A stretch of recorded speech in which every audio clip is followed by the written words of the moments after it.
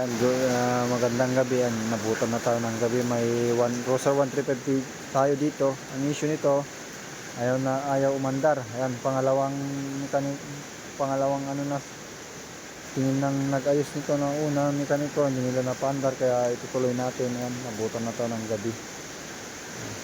Ang unang suspect natin dito, yung troubleshoot natin kasi may kuryente, may gas. Okay naman yung combustion. Lakas naman yung combustion nya.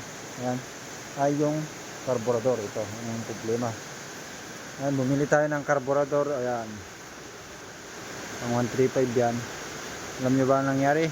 Ayaw pa rin umandar. Ayan, kaya ayun, masakit to the brain yung pagto-troubleshoot. Simula ko nang i-troubleshoot uli. Ayan, palit ako ng spark plug, bagong spark plug ng mga to. Inagay natin ang mga bagong spark plug yan. Ito, yan bagong spark plug. Bagong spark plug yan, bagong spark plug yung lagay natin. Ayaw pa rin umandar, kaya ang ginawa natin, yan, tinap overhaul ko to. Sinilip ko yung timing, kung nasa tama ba yung timing. Okay naman yung timing. Tanggal natin yung valvula, tingnan natin kung may bumaloktot. Okay din naman, walang problema sa ulo. Kaya yun, malala.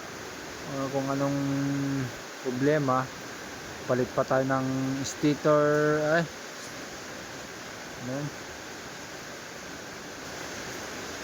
Anong tawag dito? Stator coil. Stator coil. Ignition coil pala, sorry, ignition coil. Nagpalit tayo ng ignition coil. Ayaw pa rin umandar. Ayan. Kaya yung last choice ko talaga, CDI. Yan, yung CDI. Diba? CDI. Ayan. Buti na lang may CDI pa akong tinatago. Yung Rosal dyan sa kasama ko na 135. Biniram natin yung CDI nya. Ayaw pa rin umandar. Ano ba yan? Suspect natin ay yung ano na lang, hindi na check. Pero minultitester ko naman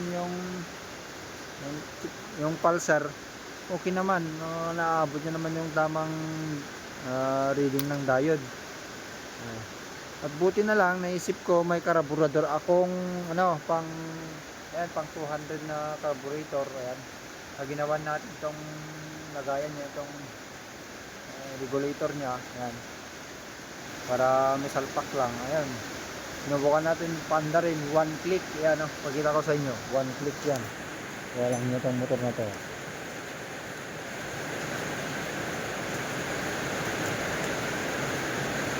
Ayan, papandarin natin yun, one click lang yan, hayot.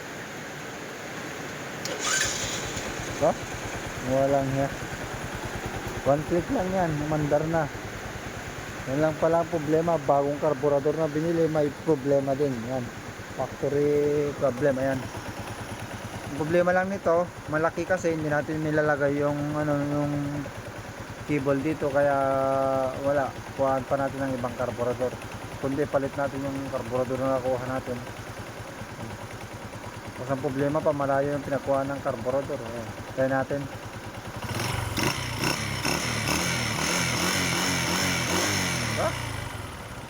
Okay na. Walang hiya, wala stick.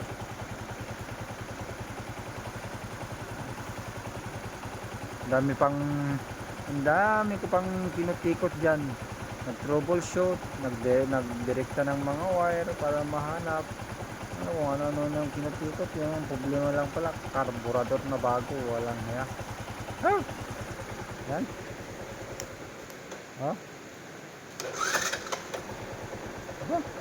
Dali, try natin.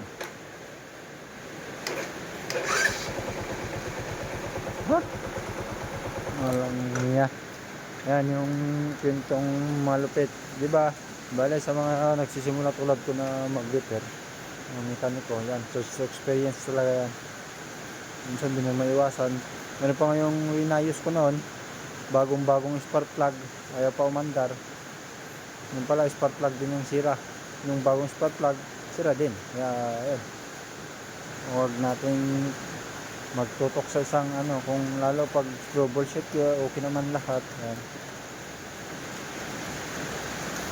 Yan. Ayos na natin to, gumabi na. Tuloy na lang bukas.